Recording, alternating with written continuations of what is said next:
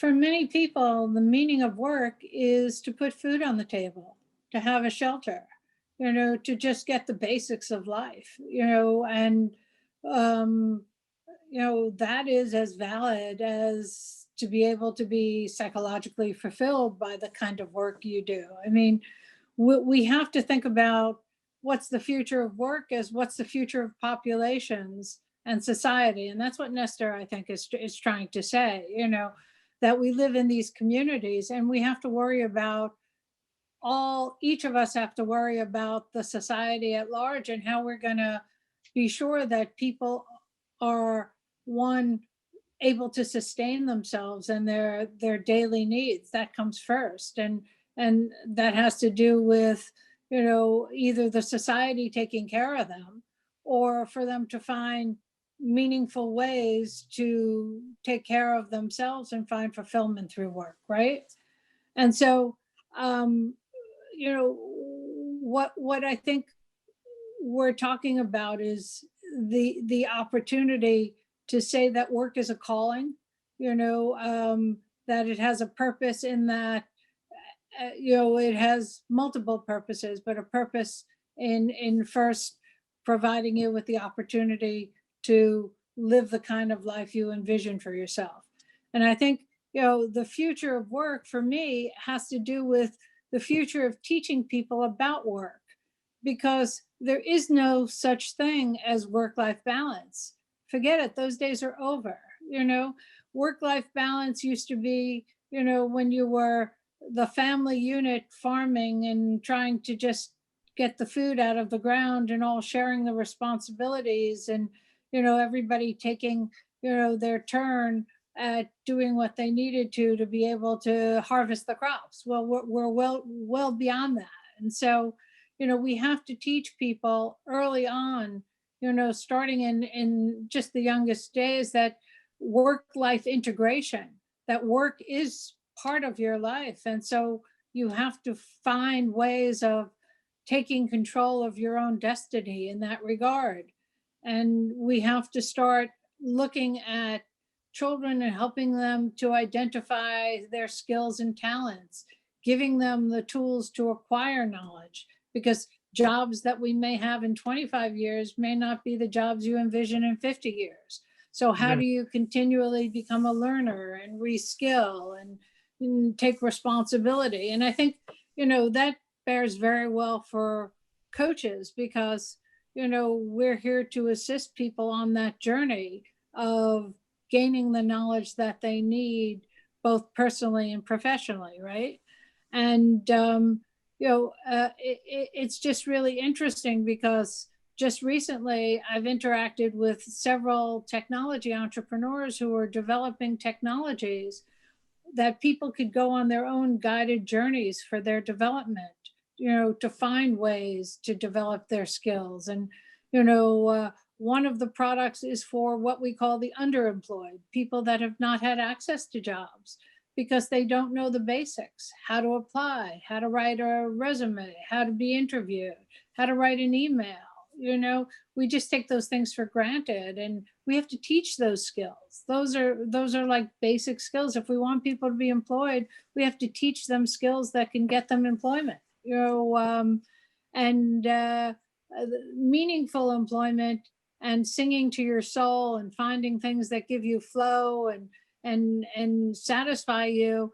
That comes next. But first, you have to just give people the basic wherewithal to be able to find employment and to cultivate their interest and their skills and to find their inner purpose, their calling in life.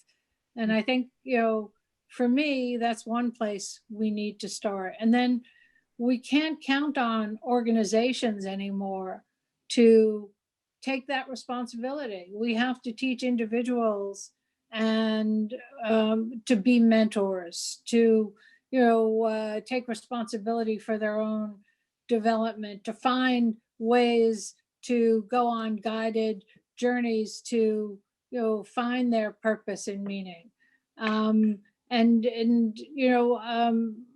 I counsel young people trying to get their first internship to senior executives that are trying to make acquisitions. And purpose and meaning is something that always comes up in the conversation, and you know, people want to find that purpose and meaning in their work, but again, it's takes a long time to have that dialogue, and we should be starting that dialogue at a much earlier point in time, uh, and providing opportunity for people to learn about careers. I find so many people that graduate colleges, or that graduate high schools, or that finally have to contribute to their families, and they don't have even the faintest idea of what they could do, or how work operates, or the world of work operates. And so we have to do a much better job at that. Marlon, I wonder what your thoughts are, because I know that you really take an organizational perspective when thinking about the future of work and the role of organizations and businesses. And I always like to think of all of us in this, with this vision of being all members of a community, and in all the leadership trainings that I do, I highlight the importance of personal leadership, of you taking the lead, of yourself, of your organization, of your team, regardless of the rank that you have in the organization. And on the other hand, I can see how if we wanted to really bring about rapid change, which I think we kind of agree that it's really very important to see that rapid change approaching or becoming true, then we do need to think also about the consciousness of the organization itself. So I like to think about the future of work in a way. The idea that comes to mind are the pillars of well-being that Bhutan has developed in their country, and that they have these important pillars, or ethical standards, or the important things that are the guiding forces of new policies, of new products being developed. And I think it would be wonderful if we were able to think about what Nestor was saying about this human team, that takes into account as pillars of well-being different, we can think about many different things, but the idea that comes easier for me is to think about pollution, as you also mentioned, Nestor, and how can we evaluate if the companies are really doing something that will bring about more added value and benefit to the world, or is it taking resources and health away from this large pool of resources that we have as humans? When I think about human beings, I also think about human dignity, because that can happen regardless of the place that you have in this organizational diagram. You can bring about dignity in letting people in the organization know that they are adding value. If it's, cleaning the restroom, if it's serving food in the kitchen, like, those people have a tremendous impact in the well-being of the whole organization, especially when we met physically at some, at the same place. But I think bringing again in education, as Dana was saying, human values to the table, and understanding that work was created to serve humanity. It was not the other way around. It was not humans being created to serve work or serve organizations. So understanding the real purpose. And I know some organizations are working on like helping their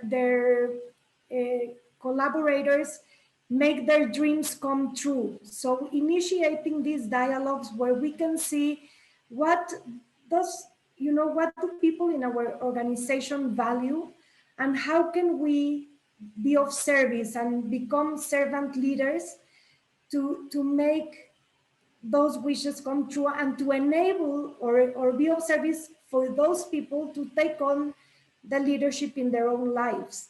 It's not that the organization needs to now take care of individual dreams, but really understanding what the fabric of the organization is really like.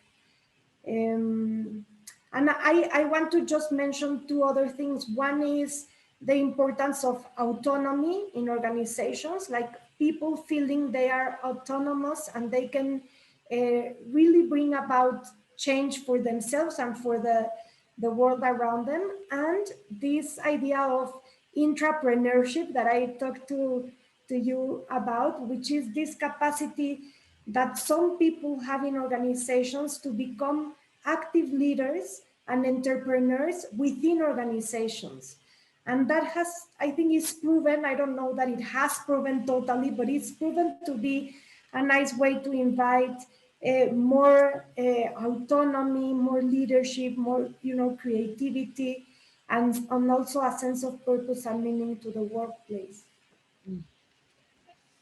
I think I so agree with everything you said. It's amazing that during the pandemic, we labeled a whole group of individuals as essential workers, right? The people, the clerks in the grocery stores, the people who are delivery people, and all of a sudden, the value of their esteem, because we saw them as heroes. They were rescuing us. They were taking care of the rest of us while we were hiding out in our electronic cottages. And, it changed the perception of how the worker felt about themselves and about how we felt about a whole group of workers that always contributed to our lives, but we didn't see them or reward them in the same regard. And I think in companies, and I write about this in my book, we need to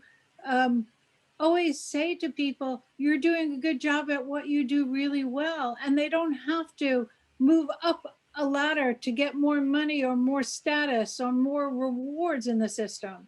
We have to say, you're valued by this community for the type of work you do. And people want to be associated. The future of work is the same as the past of work. People want to feel good about what they do and feel valued at what they do and be respected for the work that they do. And I think, regardless of how many machines we bring in the workplace and how data drives us and AI, and people will still want to feel that they're making the contribution to one another.